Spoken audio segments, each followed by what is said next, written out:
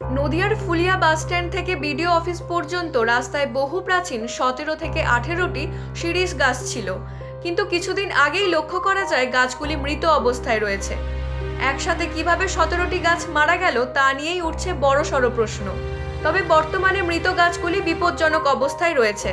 রাস্তার ওপরেই বিপদ বাড়ছে পথ চলতি মানুষের।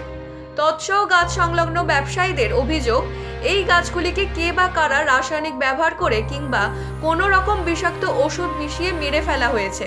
আর তা নিয়ে এবার সরব শান্তিপুর পঞ্চায়েত সমিতির সহসভাপতি চঞ্চল চক্রবর্তী। তিনি জানাচ্ছেন, কিভাবে এতগুলি গাছ একসাথে মারা যায় তা তার জানা নেই। তবে এই গাছগুলি মেরে ফেলে কোন অসাধু ব্যবসায়ীরা গাছগুলিকে কেটে ফেলার পরিকল্পনা নিয়েছে, আর তাই এই গাছগুলিকে কোনো রাসায়নিক বা বিষাক্ত ওষুধ মিশিয়ে মেরে ফেলা হয়েছে। তবে এই ঘটনায় ইতিমধ্যে শান্তিপুরের বিডিও পিডব্লিউডি এবং বন দপ্তরের কাছে অভিযোগ জানিয়েছেন পঞ্চায়েত সমিতির সহসভাপতি। তিনি দ্রুত এই ঘটনার তদন্ত করে একটি ব্যবস্থার আর্জি জানিয়েছেন।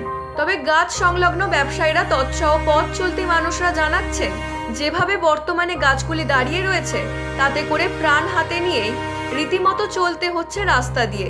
যে কোনো সময় বড়সড় দুর্ঘটনা ঘটে যেতে পারে দাবি পথ চলতিদের। তবে কিভাবে গাছগুলি মারা গেল তার তদন্ত হওয়া প্রয়োজন। অপরদিকে রানাঘাট দক্ষিণ তৃণমূল কংগ্রেসের সাধারণ সম্পাদক তপন সরকার জানাচ্ছেন, একসাথে 17টি গাছ কিভাবে মারা গেল তা নিয়ে তদন্ত হওয়া উচিত।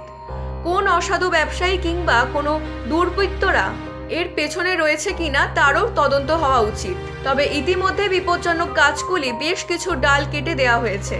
তবে বন দপ্তর এবং স্থানীয় প্রশাসন যেন এই ঘটনার পুঙ্খানুপুঙ্খ তদন্ত করে তার আর্জি জানান। যদিও সাধারণ মানুষের প্রাণ হাতে করে রাস্তা চলাচলের বিষয়টিও এখন ভাবাচ্ছে ফুলিয়াবাসীকে। অন্যদিকে কতদিনে এই অসুবিধার সমাধান হবে সেদিকে তাকিয়েই এলাকাবাসী। দক্ষিণ 24 পরগনা থেকে বিশ্বজিৎ নস্করের report, U Bangla TV. U Bangla TV, হৃদয় ছুঁয়ে যায়।